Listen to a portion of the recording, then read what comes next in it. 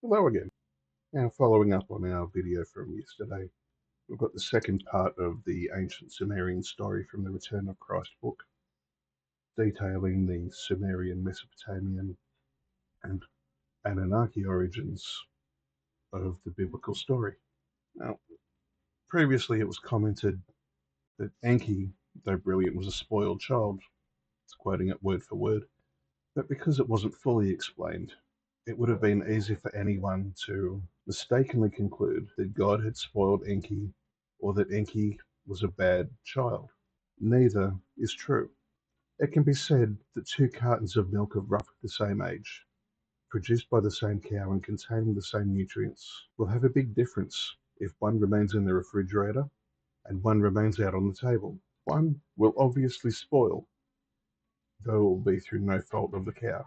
Circumstances affect outcomes, and the life experiences of Enki and Enlil were quite different, as still immature young adults. Remember, back then, even the adolescent Enlil got in trouble and was banished to Kir for a while.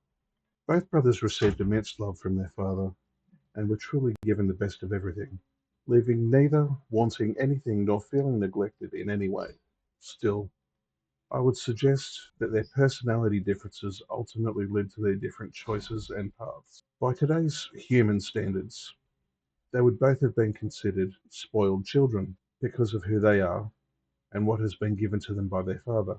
But back then, it outwardly seemed that Enlil was always the more grateful of the two brothers, always praising his father for the things he had received from him, with no great desire to step out of his father's shadow. I don't want it to sound like Enlil was the archetypal mean child who never wanted to leave his parents' basement. I'm just saying that he felt a different type of contentment at remaining a grateful prince without an insatiable lust to be king. In contrast, Enki showed much greater personal motivation to step out of his father's shadow and to create a name and place for himself. I don't fault Enki for being independent and industrious. In fact, these were the greatest mitigating factors of his defense at his trial, because these are honored and revered traits that helped the Anunnaki Empire grow, and why Enlil would lovingly proclaim Enki to be the wiser of the two brothers. You will find people who argue that opinion, but Enlil would remind those people that it was Enki's brilliant mind credited with saving Nibiru through Project Golden Shield. This is where things become difficult, because both sons knew that their father wanted them to eventually be kings and expand the empire further under thrones of their own when they were deemed ready and when the time was right. Enlil appreciated this future gift no matter how long it would take to come to fruition, because he learned to trust his father's wisdom and always be grateful for everything his father had given and done for him. By contrast, Enki was arguably less grateful or patient because his industriousness seemed in vain to him. In his eyes, his hard work seemed only to further glorify his father and better the empire, with very little personal reward or accolade for himself. This became a growing bone of contention between the two brothers. Enki made no secret that he was dissatisfied living in his father's shadow, and Enlil made no secret of how he saw his beloved brother as a spoiled ingrate who did not truly appreciate their father or the wonderful life their father had provided for them. One could argue whether Enlil was fair in this assessment of his brother, because industriousness leads to a desire for rightfully earned and deserved recognition.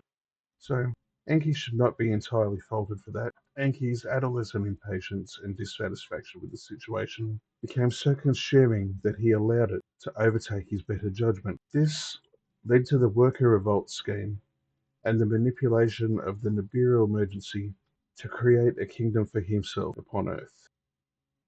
So, it was these actions that caused young Enki to be considered ungrateful, and thus he was labelled a spoiled child, because he did not seem to appreciate the blessings of his father enough to wait for the time when his father would decide it was right to elevate him to kingship.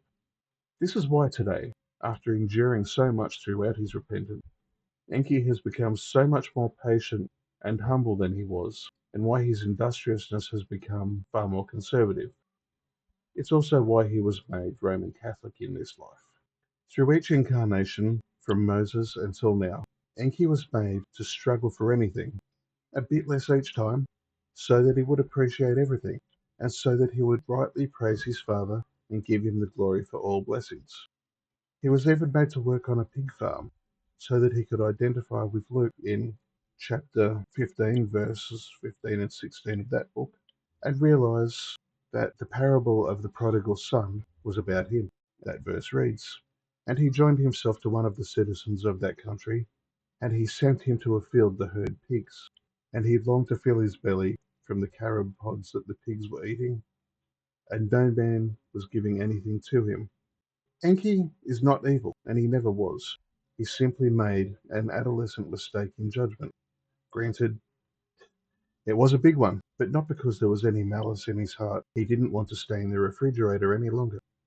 He had an admirable ambition to be more than he was, and there is no sin in that. So, as we come to the end of Enki's long penance and the time of his well earned restorative transcendence, it is apparent that he truly has changed and that he truly deserves to sit on the throne over earth with his brother Enlil, Rael. I'll finish this with Revelation chapter 3, verse 21. "And I shall grant the overcomer to sit with me on my throne, just as I have overcome, and I sit with my Father on his throne." Now, once more, if you could like and subscribe, it would be very helpful, and have a great day. God bless.